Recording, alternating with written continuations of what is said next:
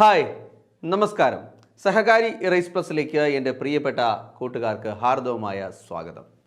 ഇന്ന് നമ്മൾ ഡിസ്കസ് ചെയ്യുന്നത് മെൻ്റൽ എബിലിറ്റി ആൻഡ് റീസണിങ്ങിലെ ഒറ്റയാനെ കണ്ടെത്തുക. നമുക്ക് കുറച്ച് വാക്കുകളോ അല്ലെങ്കിൽ എന്തെങ്കിലുമൊക്കെ നമുക്ക് തന്നു കഴിഞ്ഞാൽ അതിൽ നിന്ന് പരസ്പര ബന്ധമില്ലാത്ത ആളിനെ എന്ത് ചെയ്യുക, എടുത്തു മാറ്റുക, അല്ലെങ്കിൽ ഒറ്റയാനെ കണ്ടെത്തുക, അല്ലെങ്കിൽ ശരിയായിട്ടുള്ളതല്ലാത്തത് ഏത് എന്നൊക്കെ ഉള്ളത് നമ്മൾ കണ്ടുപിടിക്കുന്നതിന് വേണ്ടിയിട്ടുള്ള ക്വസ്റ്റ്യൻസ് നമ്മൾ ഡിസ്കസ് ചെയ്യുകയാണ്. നമുക്ക് ഒരു ക്ലാസ്സിൽ അല്ലെങ്കിൽ ഒരു ഒന്നോ രണ്ടോ വീഡിയോ ക്ലാസ്സിൽ ഒരു കാരണവശാലും നമുക്ക് ഇതുമായി ബന്ധപ്പെട്ടുള്ള പൂർണ്ണമായിട്ടുള്ള ക്വസ്റ്റ്യൻസ് നമുക്ക് ഡിസ്കസ് ചെയ്ത് തീർക്കാൻ കഴിയില്ല. കാര്യമെന്ന് പറഞ്ഞാൽ വേറൊന്നുമല്ല, നമുക്ക് ഒരു 10, 200, 300 ടൈപ്പിലുള്ള ക്വസ്റ്റ്യൻസ്, ഒരുപാട് ക്വസ്റ്റ്യൻസ് ഇതുമായി ബന്ധപ്പെട്ടുണ്ട്. അപ്പോൾ ഞാൻ ക്ലാസ്സിലൊരു 10-15 ക്വസ്റ്റ്യൻസ് ഇന്ന് ഞാൻ ഡിസ്കസ് ചെയ്യും. ഈ ക്ലാസ്സിൽ ഡിസ്കസ് ചെയ്തതിന് ശേഷം ഞാൻ ഒരു 10-100ഓളം ചോദ്യങ്ങൾ, 100-120ഓളം ക്വസ്റ്റ്യൻസ് നിങ്ങൾക്ക് ഞാൻ എന്ത് ചെയ്യും, വർക്ക് ചെയ്യാൻ വേണ്ടിയിട്ട് തരും. അപ്പോൾ നിങ്ങളത് പരമാവധി നിങ്ങൾ എന്ത് ചെയ്യുക, ഇതുമായി ബന്ധപ്പെട്ടുള്ള ക്വസ്റ്റ്യൻസ്, അതായത് പ്രീവിയസ് ക്വസ്റ്റ്യൻസ് നിങ്ങൾ പരമാവധി നിങ്ങൾ വർക്കൗട്ട് ചെയ്യുക. നിങ്ങൾ വർക്കൗട്ട് ചെയ്യുമ്പോൾ നിങ്ങൾ ഏറെക്കുറെ എന്ത് ചെയ്യാൻ പറ്റും, നിങ്ങൾക്ക് ഇതുമായി ബന്ധപ്പെട്ടിട്ടുള്ള ചോദ്യങ്ങൾ ചെയ്യുന്നതിന് വേണ്ടിയിട്ടുള്ള ഒരു എക്സ്പീരിയൻസ് ആവും. അപ്പോൾ ആ എക്സ്പീരിയൻസ് മാത്രം മതി ഈ ഒറ്റയാനെ കണ്ടെത്തുക എന്ന് പറയുന്ന ക്വസ്റ്റ്യൻ്റെ ആൻസർ കണ്ടെത്തുന്നതിന് വേണ്ടിയിട്ട് കേട്ടോ. അപ്പോൾ കൃത്യമായി മനസ്സിലാക്കുക. അപ്പോൾ ഈ ഒറ്റയാനെ കണ്ടെത്തുന്നതിന് വേണ്ടിയിട്ട് നിങ്ങൾ അറിഞ്ഞിരിക്കേണ്ട കുറച്ച് ബേസിക് ആയിട്ടുള്ള കാര്യങ്ങളെന്ന് പറഞ്ഞാൽ, രാജ്യത്തിലെ ചില നാണയങ്ങളെക്കുറിച്ച് നിങ്ങൾ അറിഞ്ഞിരിക്കണം. ഓരോരോ രാജ്യത്തിനുള്ള നാണയങ്ങളെക്കുറിച്ച് നിങ്ങൾ വ്യക്തമായിട്ടൊരു ധാരണ നിങ്ങൾക്കുണ്ടായിരിക്കണം. അതുപോലെ തന്നെ 1 മുതൽ 10 വരെയുള്ള സംഖ്യകളുടെ വർഗ്ഗങ്ങൾ, ക്യൂബ് എന്നിവ നിങ്ങൾ വളരെ കൃത്യമായിട്ട് നിങ്ങൾ മനസ്സിലാക്കിയിരിക്കണം. പെർഫെക്റ്റ് നമ്പേഴ്സ് നിങ്ങൾ കൃത്യമായി മനസ്സിലാക്കിയിരിക്കണം. അതുപോലെ തന്നെ അഭാജ്യ സംഖ്യകൾ ഏതൊക്കെയാണ് എന്നുള്ള കാര്യം, അത് പ്രൈം നമ്പേഴ്സ് ഏതൊക്കെയാണ് എന്നുള്ള കാര്യം നിങ്ങൾ എന്ത് ചെയ്തിരിക്കണം, നിങ്ങൾ മനസ്സിലാക്കിയിരിക്കണം. ഇതുപോലുള്ള ഒരുപാട് കാര്യങ്ങൾ, ഈ ഒരു ബേസിക് കാര്യങ്ങൾ വെച്ചുകൊണ്ട് തന്നെ നമ്മൾ എന്ത് ചെയ്യും, നമുക്ക് ഒരുപാട് ക്വസ്റ്റ്യൻ ആൻസർ കണ്ടെത്താൻ പറ്റും. നോക്കുക, ഇന്ന് നമ്മൾ ഡിസ്കസ് ചെയ്യുന്നത് കുറച്ച് വെറൈറ്റി ആയിട്ടുള്ള കുറച്ച് ചോദ്യങ്ങളാണ്. ഇതിനു മുമ്പ് CSEBക്ക് ചോദിച്ച ക്വസ്റ്റ്യൻസ് മാത്രമേ ഞാൻ ക്ലാസ്സിൽ ഉൾപ്പെടുത്തുന്നുള്ളൂ. ഇനി നിങ്ങൾക്ക് തരാൻ പോകുന്ന ക്വസ്റ്റ്യൻസും ഇതുപോലെ CSEB അതുപോലെ തന്നെ PSC ആവർത്തിച്ചിട്ടുള്ള ചോദ്യങ്ങൾ മാത്രമേ നിങ്ങൾക്ക് ഇതിന് വർക്ക് ചെയ്യാൻ വേണ്ടിയിട്ടുള്ള ക്വസ്റ്റ്യൻസ് ഞാൻ തരത്തുള്ളൂ.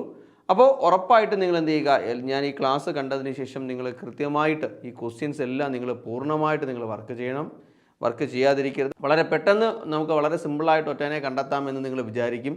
പക്ഷേ ഇവിടുത്തെ ഒരു പ്രശ്നമെന്ന് പറഞ്ഞാൽ എന്താണെന്ന് അറിയാമോ, അങ്ങനെ നമുക്ക് നമ്മളെ തെറ്റിദ്ധരിക്കപ്പെടുന്ന അല്ലെങ്കിൽ നമുക്ക് തെറ്റിലേക്ക് പോകുന്ന തരത്തിലുള്ള ചോദ്യങ്ങളായിരിക്കും മിക്കവാറും ചോദിക്കുന്നത്, അല്ലേ? അങ്ങനെ കൺഫ്യൂഷൻ ഉണ്ടാക്കുന്ന ക്വസ്റ്റ്യൻസ് ആയിരിക്കും ഉണ്ടായിരിക്കുന്നത്. അപ്പോൾ അതുകൊണ്ട് ഒരു സിമ്പിളായിട്ടുള്ള ഒരു കാര്യമില്ല. നമ്മളൊരു 100ഓളം ക്വസ്റ്റ്യൻസ് നമ്മൾ പ്രാക്ടീസ് ചെയ്യുകയാണെങ്കിൽ നമുക്ക് എന്ത് ചെയ്യാൻ പറ്റും, നമുക്ക് ഉറപ്പായിട്ട് ഈ ലക്ഷ്യത്തിലേക്ക് നമുക്ക് എന്ത് ചെയ്യാം, എത്തിച്ചേരാൻ വേണ്ടി പറ്റും. അപ്പോൾ നമുക്ക് ഒന്നാമത്തെ ക്വസ്റ്റ്യൻ നോക്കാം. ഇത് സാധാരണ CSEB കണ്ടുവരുന്നൊരു ചോദ്യമാണ്.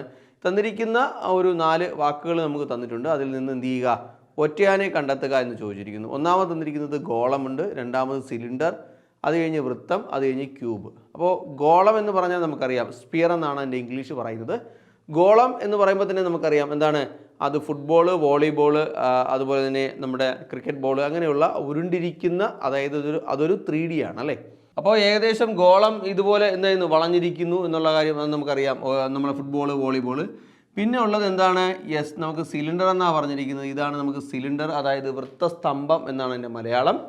പിന്നെ ഉള്ളത് ക്യൂബ് ഉണ്ട്, ക്യൂബിനെ കുറിച്ച് പറഞ്ഞിട്ടുണ്ട്. ക്യൂബ് ആകുമ്പോൾ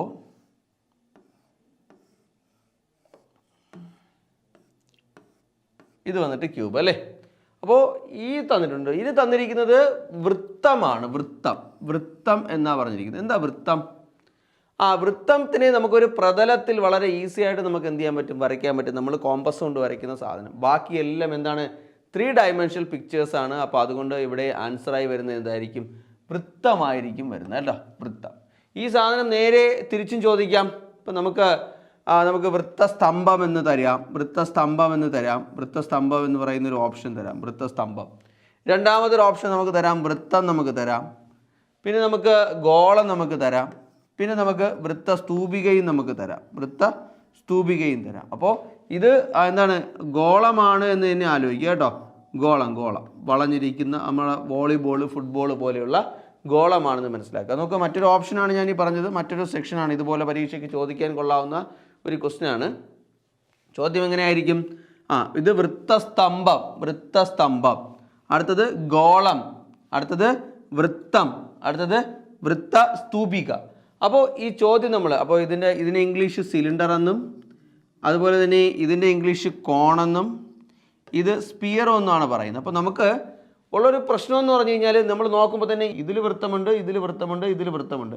സ്വാഭാവികമായിട്ട് എന്തില്ല, ഗോളത്തിൽ വൃത്തമില്ല എന്ന് പറഞ്ഞ് നമ്മൾ എന്ത് ചെയ്തു, ഗോളം ആൻസർ അടിച്ച് വെക്കും. എന്ത് ചെയ്യില്ല, അത് തെറ്റാണ്. ഇവിടെ സംഭവിക്കാനുള്ള എന്താണ്, ഇവിടെ വൃത്തസ്തംഭം, ഗോളം, വൃത്തം, എന്താണ് വൃത്തസ്തൂപിക, ഈ മൂന്നെണ്ണം നമ്മൾ നോക്കുന്ന സമയത്ത് വൃത്തം നമുക്ക് എന്താണ് ഒരു പ്രതലത്തിൽ വരയ്ക്കാൻ കഴിയുന്നതാണ്.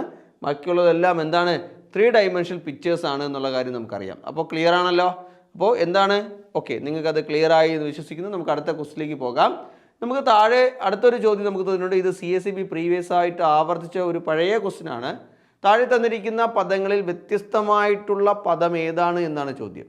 നമുക്ക് തന്നിരിക്കുന്നത് നോക്കിയേ, പാലുണ്ട്, വെള്ളമുണ്ട്, കർപ്പൂരമുണ്ട്, എണ്ണയുണ്ട്. അപ്പോൾ ഒറ്റയടിക്ക് നമുക്ക് ഇതിൽ നിന്ന് നമുക്ക് എന്താണ് പല ഉത്തരങ്ങൾ പല രീതിയിൽ നമുക്ക് എന്ത് ചെയ്യാൻ പറ്റും, നമുക്ക് ഇതിനകത്ത് നമുക്ക് കണ്ടെത്തേണ്ടി വരും അല്ലേ. പാൽ, വെള്ളം, കർപ്പൂരം, എണ്ണ. നമുക്ക് ഒറ്റയടിക്ക് നോക്കുമ്പോൾ തന്നെ നമുക്ക് ഇതിനകത്ത് ആൻസർ എന്താണെന്ന് പറയാം, കർപ്പൂരമാണെന്ന് പറയാം. എന്തുകൊണ്ടാണ് കർപ്പൂരമാണെന്ന് പറയുന്നത്? നോക്കിക്കേ, പാൽ, വെള്ളം, എണ്ണ, ഇവ മൂന്നും എന്താണ് ദ്രാവകങ്ങളാണ്. അത് ദ്രാവകാവസ്ഥയിൽ കാണപ്പെടുന്ന ഐറ്റമാണ് അല്ലേ, സാധനങ്ങളാണ് ഈ പാലും വെള്ളവും എണ്ണയും. എന്നാൽ കർപ്പൂരം എന്ന് പറഞ്ഞാൽ എന്താണ്, അതൊരു ഖരാവസ്ഥയിൽ കാണപ്പെടുന്ന ഒരു ഉൽപ്പന്നമാണ്. അതുകൊണ്ട് നമുക്ക് കർപ്പൂരമാണ് ഇവിടുത്തെ ഉത്തരമായി വരുന്നത്. അപ്പോൾ ഇവിടുത്തെ ഉത്തരം നമുക്ക് എന്തെടുക്കാം, കർപ്പൂരമാണെന്ന് പറയാം. ക്ലിയർ അല്ലേ? അപ്പോൾ നമുക്ക് അടുത്ത ക്വസ്റ്റിലേക്ക് പോകാം. അടുത്ത ക്വസ്റ്റ്യൻ നോക്കിയേ, യെസ്, ഒറ്റയാൻ ഏത് എന്നാണ് നമുക്ക് ഇവിടെ കണ്ടെത്താനുള്ളത്. നമുക്കിവിടെ വ്യാപ്തം ലിറ്റർ എന്ന് തന്നിട്ടുണ്ട്. അതുപോലെ തന്നെ മർദ്ദം ബാരോമീറ്റർ എന്ന് നമുക്ക് തന്നിട്ടുണ്ട്. നീളം മീറ്റർ എന്ന് നമുക്ക് തന്നിട്ടുണ്ട്. സമയം നമുക്ക് സെക്കൻഡ് എന്ന് തന്നിട്ടുണ്ട്. അപ്പോൾ എന്തായിരിക്കും ഇവിടുത്തെ ഉത്തരം? വ്യാപ്തം ലിറ്റർ, മർദ്ദം ബാരോമീറ്റർ, നീളം മീറ്റർ, സമയം സെക്കൻഡ്. അപ്പോൾ ഇവിടെ നമുക്ക് ഉത്തരത്തിലേക്ക് പോകുമ്പോൾ നമുക്ക് ഒരുപാട് ഓപ്ഷൻസ് നമുക്ക് ഇതിനകത്ത് നിന്ന് എടുക്കാം. നമ്മൾ പല രീതിയിൽ നമ്മൾ എന്ത് ചെയ്യും, നമ്മൾ ചിന്തിക്കും. എന്നാൽ ഇതിൻ്റെ ശരിയായിട്ടുള്ള ഉത്തരം എന്താണെന്ന് നോക്കിയാലോ. വ്യാപ്തം എന്ന് പറഞ്ഞാൽ അതിൻ്റെ യൂണിറ്റ് ആണ് ലിറ്റർ എന്ന് പറഞ്ഞല്ലേ. അപ്പോൾ വ്യാപ്തം എന്ന് പറഞ്ഞാൽ ഇപ്പോൾ നമുക്ക് അതിൻ്റെ യൂണിറ്റ് ലിറ്റർ എന്ന് പറയാം. അതുപോലെ തന്നെ നീളത്തിൻ്റെ ഒരു യൂണിറ്റ് ആണ് ഏതെന്ന് പറയുന്നത് മീറ്റർ. എന്നാൽ സമയത്തിൻ്റെ ഒരു യൂണിറ്റ് ആണ് എന്ത്, സെക്കൻഡ് എന്ന് പറഞ്ഞാൽ. സ്വാഭാവികമായിട്ട് മർദ്ദം എന്ന് പറഞ്ഞാൽ ബാരോമീറ്റർ അല്ല അതിൻ്റെ യൂണിറ്റ്. അപ്പോൾ മർദ്ദം അളക്കുന്നതിനുള്ള ഉപകരണമാണ് എന്ത്, ബാരോമീറ്റർ. അപ്പോൾ ഇവിടെ ഉത്തരമായി വരുന്നത് ഓപ്ഷൻ ബി ആണ്, ബാരോമീറ്റർ ആണ് ഉത്തരമായി വരേണ്ടത്. അപ്പോൾ നിങ്ങൾക്കത് കൃത്യമായി മനസ്സിലായി കാണും. ബാക്കിയുള്ളവയെല്ലാം നമുക്ക് ഓരോ യൂണിറ്റുകളാണ് അല്ലേ. വ്യാപ്തം അളക്കുന്നതിന് വേണ്ടിയിട്ടുള്ള ഒരു യൂണിറ്റാണ് ലിറ്റർ എന്ന് പറയുന്നത്. അതുപോലെ തന്നെ നീളം അളക്കുന്നതിന് വേണ്ടിയിട്ടുള്ള ഒരു യൂണിറ്റ് മീറ്റർ പറയാം, സെൻറ്റിമീറ്റർ പറയാം, ഇഞ്ച് പറയാം, ഫീറ്റ് പറയാം, മില്ലിമീറ്റർ പറയാം, അങ്ങനെ ഒരുപാട് അളവുകൾ പറയാം. അപ്പോൾ നീളം അളക്കുന്നതിന് വേണ്ടിയിട്ടുള്ളൊരു യൂണിറ്റാണ് ഏതെന്ന് പറയുന്നത് മീറ്റർ. അതുപോലെ തന്നെ സമയം അളക്കുന്നതിന് വേണ്ടിയിട്ട് അല്ലെങ്കിൽ സമയത്തിന് വേണ്ടിയിട്ട് നമുക്ക് അതിൻ്റെ ഒരു യൂണിറ്റ് സെക്കൻഡ് എന്ന് പറയാം. അപ്പോൾ ഇവിടെ സ്വാഭാവികമായിട്ട് ഇവിടെ ഉത്തരം വരുന്നത് മർദ്ദം അളക്കുന്ന യൂണിറ്റ് അല്ല, ഇവിടെ മർദ്ദം അളക്കുവാൻ ഉപയോഗിക്കുന്ന ഉപകരണമാണ് എന്ത്, ബാരോമീറ്റർ. അതുകൊണ്ട് നമുക്ക് ഇവിടെ ആൻസർ എന്തായിട്ട് വരാം, ഓപ്ഷൻ ബി ആണ്, ബാരോമീറ്റർ ആണെന്ന് പറയാം. നമുക്ക് അടുത്ത ചോദ്യത്തിലേക്ക് പോകാം. അടുത്ത ചോദ്യം ഒരു ആൽഫബറ്റ് പോലത്തെ അല്ലെങ്കിൽ ഒരു ആൽഫബറ്റ് സീരീസ് പോലത്തെ ഒരു ഇതാണ് നമുക്ക് തന്നിരിക്കുന്നത്. ഇതിൽ നിന്ന് നമുക്ക് ഒറ്റയാനെ കണ്ടെത്തുക എന്നുള്ളതാണ് നമ്മുടെ ക്വസ്റ്റ്യൻ. അപ്പോൾ നമുക്ക് ഇതിന് വേണ്ടിയിട്ട് നമ്മൾ പണ്ട് പഠിച്ച ഒരു ടേബിൾ ഉണ്ട്. ആ ടേബിൾ നമുക്ക് ഉപയോഗപ്പെടുത്താം. ആ ടേബിൾ വെച്ചുകൊണ്ട് നമുക്ക് എന്ത് ചെയ്യാം, ചോദ്യം ചെയ്യാം. അല്ലാതെയും നമുക്ക് ചെയ്യാം. ഇപ്പം ഞാൻ ടേബിൾ ഇല്ലാതെയാണ് ഞാൻ എന്ത് ചെയ്തത്, ഈ ചോദ്യത്തിൻ്റെ ഉത്തരത്തിലേക്ക് പോകുന്നത്. അപ്പോൾ കൃത്യമായിട്ട് മനസ്സിലാക്കിക്കോളൂ കേട്ടോ. അപ്പോൾ ഈ ഒറ്റയാനെ കണ്ടെത്തുന്നതിന് വേണ്ടി നമുക്ക് നോക്കാം. ഇവിടെ ആദ്യം തന്നിരിക്കുന്നത് CEFH, രണ്ടാമത് തന്നിരിക്കുന്നത് LNPR, അത് കഴിഞ്ഞ് തന്നിരിക്കുന്നു UWYA, അടുത്തത് BDFH. നമുക്ക് നോക്കാം, ഓരോന്നേരം നോക്കാം. ABC, C കഴിഞ്ഞൊരു D എന്ന് പറയുന്ന ലെറ്റർ ഉണ്ടല്ലേ. അപ്പോൾ CEFH നമ്മൾ നോക്കാൻ പോവാണ്. C കഴിഞ്ഞൊരു ലെറ്റർ ഉണ്ട്, D ഉണ്ട് അല്ലേ. അത് കഴിഞ്ഞ് എന്താണ് EF കഴിഞ്ഞ് G കഴിഞ്ഞ് H അല്ലേ. ഇവിടെയും എന്താണ് ഒരു ലെറ്റർ വരാൻ സാധ്യതയുണ്ട്. അപ്പോൾ ഇത് അടുത്തടുത്തുള്ള ലെറ്റേഴ്സാണ് എന്ന് പറയാം. അപ്പോൾ നമുക്ക് അടുത്ത ഒരു നോക്കാം. LNPR നോക്കിയാലോ, LNPR. അപ്പോൾ നമുക്കറിയാം LMN ആണ് അല്ലേ. അപ്പോൾ ഇവിടെ എന്ത് വരണം, ഇതിൻ്റെ ഇടയ്ക്ക് ഒരു ലെറ്റർ വരാണ്ട് M വരാനുണ്ട്. LMNOPR. ഇവിടെ കഴിഞ്ഞു ഓ കഴിഞ്ഞു, ഇവിടെ ഇവിടെ ഇവിടെ എന്ത് വരാണ്ട് ഓ വരാണ്ട്, അത് കഴിഞ്ഞ് PR അല്ലേ. അപ്പോൾ ഇതൊരു ശരിയായ ഒരു രീതിയിലല്ല കിടക്കുന്നത്. LMN കഴിഞ്ഞ് ഓ, ഇവിടെ അങ്ങനെയാണോ വന്നത്, ഇവിടെ അങ്ങനെയല്ല വന്നത്. നമുക്ക് അടുത്തതിലും കൂടെ നോക്കാം. അപ്പോൾ നമുക്ക് ഇതിനുള്ള വ്യത്യാസം നമുക്ക് വളരെ ക്ലിയർ ആയിട്ട് മനസ്സിലാവും. അടുത്ത് നമ്മൾ നോക്കുന്നത് UWYA. അപ്പോൾ RSTUV കഴിഞ്ഞു. അപ്പോൾ ഇതിനിടയിൽ എന്തുണ്ട്, ഒരു V വരാണ്ട്. RSTUVW, അത് കഴിഞ്ഞ് എന്ത് വരാനുണ്ട്, ഒരു X വരാനുണ്ട്. അത് കഴിഞ്ഞ് Y കഴിഞ്ഞിട്ട് Z വരാനുണ്ട്. യെസ്, Z വരാനുണ്ട് എന്ന് പറയാം അല്ലേ. നമുക്ക് ഈ P കഴിഞ്ഞ് ഇവിടെ ഒരു Q വരാനുണ്ട് അല്ലേ. അപ്പോൾ ഓരോ ലെറ്ററിൻ്റെ ഇടയിലും ഓരോന്ന് വിധം വരാനുണ്ട് എന്നുള്ള കാര്യം നമുക്കറിയാം. ഇനി അടുത്ത നമുക്ക് BDFH പോയാലോ. BDFH നോക്കുമ്പോൾ എന്താണ്, ABCD. ഇവിടെ എന്താണ്, C വരാനുണ്ട്, DE വരാനുണ്ട്. അതുപോലെ F കഴിഞ്ഞ് എന്താണ് ABCDEFG വരാനുണ്ട്. G കഴിഞ്ഞിട്ട് H. അപ്പോൾ ഇവിടെ ഒരെണ്ണത്തിൽ മാത്രം നമ്മൾ നോക്കുക. ഇവിടെ CDEF അടുത്തടുത്തായി വന്നിരിക്കുന്നു. ബാക്കി എല്ലാത്തിലും എന്ത് ചെയ്തിട്ടുണ്ട്, ഓരോ ലെറ്റർ വീതം ഗ്യാപ്പ് ഉണ്ട് അല്ലേ. നോക്കേ, L കഴിഞ്ഞ് M ഇല്ല, N ഉണ്ട്. N കഴിഞ്ഞ് O ഇല്ല, P ഉണ്ട്. P കഴിഞ്ഞ് Q ഇല്ല, R ഉണ്ട്. ഓക്കെ അല്ലേ. അടുത്ത നോക്കിയേ, ഇതിൽ നോക്കിയേ, W നോക്കിയേ, U കഴിഞ്ഞ് V ഉണ്ട്, V കഴിഞ്ഞ് W കഴിഞ്ഞ് X, അത് കഴിഞ്ഞ് Y, അത് കഴിഞ്ഞ് Z, അത് കഴിഞ്ഞ് A. വീണ്ടും എന്ത് ചെയ്യുന്നു, വീണ്ടും നമ്മൾ ഒന്നുകൂടെ ആവർത്തിക്കുന്നു. നോക്ക്, ഈ ചോദ്യം ഇതിലുണ്ട്. BDEH നോക്കി, BDFH നോക്കിയേ, B കഴിഞ്ഞ് C, D, E, F, G, H. അപ്പോൾ അത് കൃത്യമായ ഓർഡറിൽ തന്നെ എന്തുണ്ട്, ഇതുണ്ടെന്ന് പറയാം. അപ്പോൾ ഇതിൽ ഓർഡർ ഇല്ലാത്തതാണ് ഏതാണ്, യെസ്, ഇവിടെ ഗ്യാപ്പ് ഇല്ലാതെ വന്നിരിക്കുന്നത് ഇതാണ്. അപ്പോൾ ഇവിടുത്തെ ഉത്തരമായി വരാനുള്ളത് ഓപ്ഷൻ A ആണ്. CEFH ആണ് ഇവിടെ ഓപ്ഷൻ ആയിട്ട് വരാനുള്ളത്. അപ്പോൾ നിങ്ങൾക്കത് ക്ലിയർ ആയെന്ന് വിശ്വസിക്കുന്നു. നമുക്ക് അടുത്ത ഒരു ചോദ്യത്തിലേക്ക് പോകാം. അപ്പോൾ കൃത്യമായി ഈ ആൽഫബറ്റ്സുകളാണെങ്കിൽ അവ തമ്മിലുള്ള കണക്ഷൻ കൃത്യമായി നോക്കിയതിന് ശേഷം മാത്രം എന്ത് ചെയ്യുക. ഇതിന് നമ്മൾ മറ്റേ ടേബിൾ ഉപയോഗിക്കുകയാണെങ്കിൽ കുറച്ചുകൂടെ വളരെ പെട്ടെന്ന് നമുക്ക് എന്ത് ചെയ്യാം, ഉത്തരത്തിലേക്ക് പോകാൻ പറ്റും. അപ്പോൾ നമ്മൾ ഈ ആൽഫബറ്റ് സീരീസ് നമ്മൾ പഠിച്ചു, അതുപോലെ തന്നെ കോഡിങ് ആൻഡ് ഡീകോഡിങ് നമ്മൾ പഠിച്ചു. അപ്പോൾ അത് പഠിച്ച സമയത്ത് നമ്മൾ ഉപയോഗിച്ച ഒരു ടേബിൾ നിങ്ങൾക്കറിയാം. ആ ടേബിൾ കൃത്യമായി നിങ്ങൾ ഫോളോ ചെയ്യുകയാണെങ്കിൽ നമുക്ക് എന്ത് ചെയ്യാൻ പറ്റും, ഇതുമായി ബന്ധപ്പെട്ട ഉത്തരത്തിലേക്ക് പെട്ടെന്ന് പോകാൻ കഴിയുമെന്ന് പറയാം. ഓക്കെ, നമുക്ക് അടുത്ത ചോദ്യത്തിലേക്ക് പോകാം. അപ്പോൾ അടുത്ത ക്വസ്റ്റ്യനിൽ LKN, RQT, VUW, CB. അപ്പോൾ 4 സെറ്റ് നമുക്ക് തന്നിട്ടുണ്ട്. ഇതിൽ കൂട്ടത്തിൽ ചേരാത്തത് ഏതാണെന്നാണ് നമുക്ക് എന്ത് ചെയ്യാനുള്ളത്, നമുക്ക് കണ്ടെത്താനുള്ളത്. അതായത് ഒറ്റയാനെ കണ്ടെത്തുക എന്നുള്ളതാണ് നമ്മുടെ ജോലി. ഓക്കെ, അപ്പോൾ നമുക്ക് നോക്കാം. അപ്പോൾ LKN എന്ന് പറയുന്ന ലെറ്റർ നമുക്ക് നോക്കാം. LKN ആണെങ്കിൽ എന്താണ്, LKN നമുക്ക് K കഴിഞ്ഞല്ലേ. അപ്പോൾ ഇവിടെ ഒന്ന് മനസ്സ് ചെയ്താണ് വന്നിരിക്കുന്നത് അല്ലേ. യെസ്, ഇനി അത് കഴിഞ്ഞ് K കഴിഞ്ഞ് എത്രയാണ്, +3 ലെറ്റർ ആയപ്പോഴാണ് എന്ത് വന്നത്, Nയിലേക്ക് വരാൻ പറ്റിയത് അല്ലേ. LMNOPQRSTUVW. അപ്പോൾ നമ്മൾ ആ ഒരു കൃത്യമായ ഓർഡർ നമ്മൾ പറയുന്ന സമയത്ത് നമുക്കറിയാം എന്താണ്, 3 ലെറ്റർ കഴിഞ്ഞാണ് വന്നിരിക്കുന്നത് അല്ലേ, +3 അല്ലേ തന്നെയല്ലോ.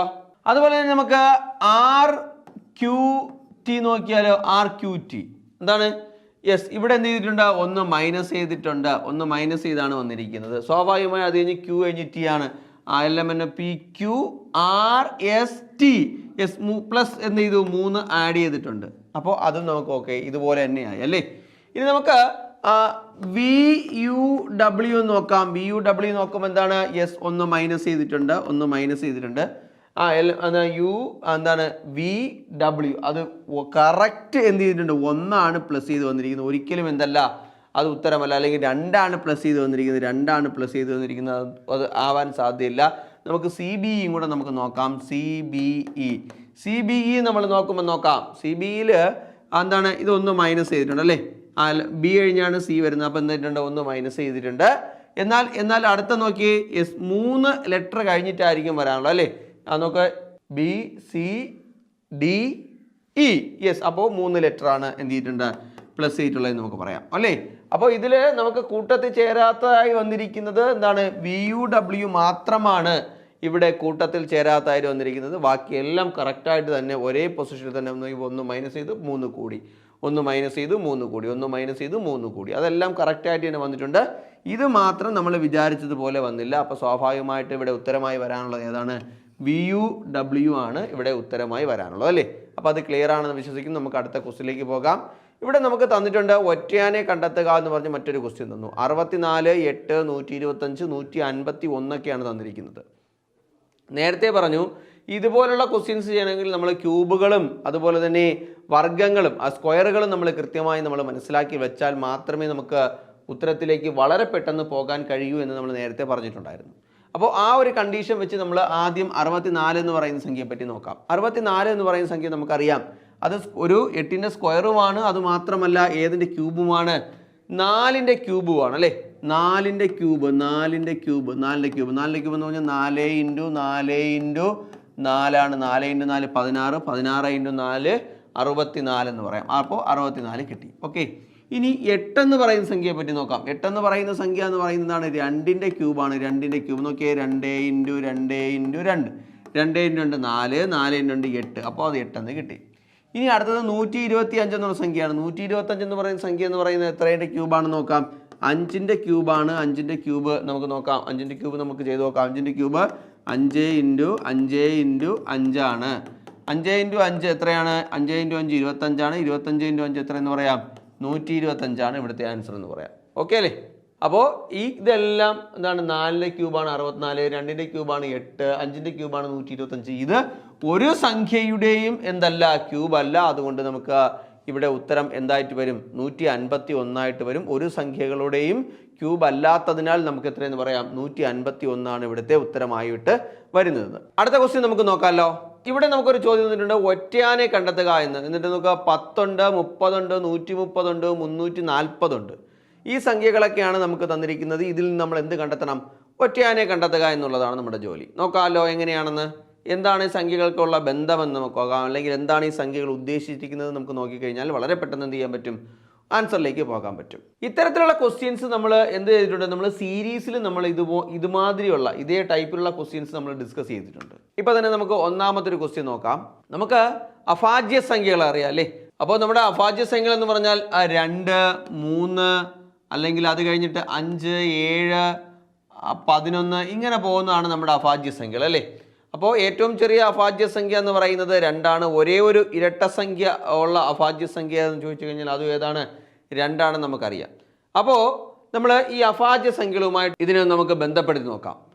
2ന്റെ ക്യൂബ് എടുത്തു. 2ന്റെ ക്യൂബ് അതിനോട് 2ന്റെ ക്യൂബ് എന്ന് പറഞ്ഞാൽ എന്താണ്? 8 ആണ്. 8നോട് ഞാൻ എത്ര കൂട്ടി? ആ 2 തന്നെ കൂട്ടിയപ്പോൾ എനിക്ക് എത്ര കിട്ടി? 10 എന്ന് കിട്ടി. ഓക്കെ, 2ന്റെ ക്യൂബ് ഞാൻ എന്ത് ചെയ്തു? എടുത്തു. 2ന്റെ ക്യൂബ് ഞാൻ എടുത്തിട്ട് എന്ത് ചെയ്തു? അതിൻ്റെ കൂടെ എത്ര കൂട്ടി? 2 കൂട്ടിയപ്പോൾ 10 കിട്ടി. എനിക്ക് ആദ്യത്തെ സംഖ്യയായി അല്ലേ? ഇനി രണ്ടാമത്തെ സംഖ്യ നോക്കാം. 3ന്റെ ക്യൂബ്. 3ന്റെ ക്യൂബിനോട് ഞാൻ എത്ര കൂട്ടുന്നു? 3 കൂട്ടുന്നു. 3ന്റെ ക്യൂബിനോട് ഞാൻ 3 കൂട്ടുന്നു. 3ന്റെ ക്യൂബ് എന്ന് പറഞ്ഞാൽ നമുക്കറിയാം 27 ആണ്. 27നോട് ഞാൻ 3 കൂട്ടിയപ്പോൾ എനിക്ക് എത്ര കിട്ടി? 30. അപ്പോൾ രണ്ടാമത്തെ സംഖ്യ ഓക്കെ. ഇനി മൂന്നാമത്തെ സംഖ്യ എന്ന് പറഞ്ഞാൽ എന്താണ്? 5ന്റെ ക്യൂബാണ്. 5ന്റെ ക്യൂബ് നമ്മൾ നേരത്തെ ചെയ്തു 125 ആണ്. 125നോട് ഞാൻ 5 കൂട്ടി എത്രയെന്ന് കിട്ടി? എനിക്ക് 130 എന്ന് കിട്ടി. യെസ്, 130. ഓക്കെ, അതും ഓക്കെയാണ്. 130. അങ്ങനെയാണെങ്കിൽ സ്വാഭാവികമായി അടുത്ത ഏതിൻ്റെ ക്യൂബ് വരണം? 7ന്റെ ക്യൂബ് വരണം. 7ന്റെ ക്യൂബ് എന്ന് പറഞ്ഞാൽ 7 ഇൻറ്റു 7 ഇൻറ്റു 7 ആണ്. 7 ഇൻറ്റു 7 49 ആണ്. 49 ഇൻറ്റു 7 ചെയ്യുമ്പോൾ 343 വരും. 343നോട് എത്ര കൂട്ടണം? 7 കൂട്ടുമ്പോൾ 350 ആണ് ഇവിടെ വരാനുള്ളത്. പക്ഷേ ഇവിടെ എത്രയാണ് കൊടുത്തിരിക്കുന്നത്?